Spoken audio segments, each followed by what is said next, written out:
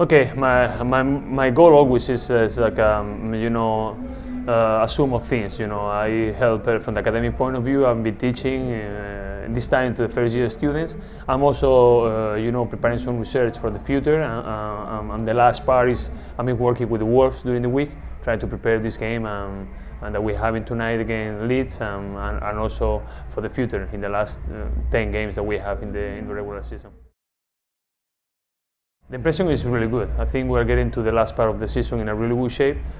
We had a couple of injuries, but now with the new recruit and everything, I think we're going to be able to face, especially the playoffs, with good chances, to go through the first round, and also, just to get maybe semi-finals. And let's see. Once you get there are many options. I think the organization is really good. In the UK, I may say that it's one of the best ones. It's nothing, if you compare with the big organization in Europe or EuroLeague teams and everything, it's quite close. The facilities, what we have in the university, also right now the thinking similar than the American universities in terms to have student athletes. So I think it has a good potential as a university, and also the basketball program for sure in the future is going to be one of the best in the country, and that's one of the main reasons I'm here. Yeah, as the game is probably the players, usually the background of the players, they start earlier. We spoke this morning with some of the coaches, English coaches, about that we start competing really early. Some of the players with 8, 9, 10 years old, they've been competing for a couple of years. When they get to the senior level, they are used to compete big games.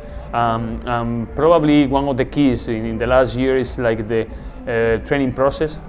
It's been really good, especially in the strength and conditioning side, which is my main area of expertise. And I think that this is one of the main differences. The other is probably like the culture that we have about basketball. In Spain, as in England, like football is the main sport, but in Spain, basketball is not far. So we have a good arena, we have good teams, we have a good basketball culture, like any other countries in Europe, Lithuania, France. So this is really good, and probably that's one of the main differences.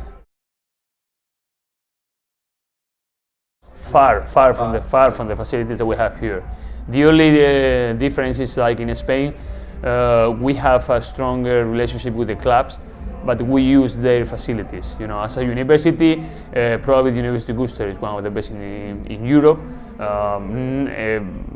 really close to the American facilities in terms of not just the facilities, also the human resources, the professors, the level of the coaches, the level of everyone who is involved in the organization. I'm pretty.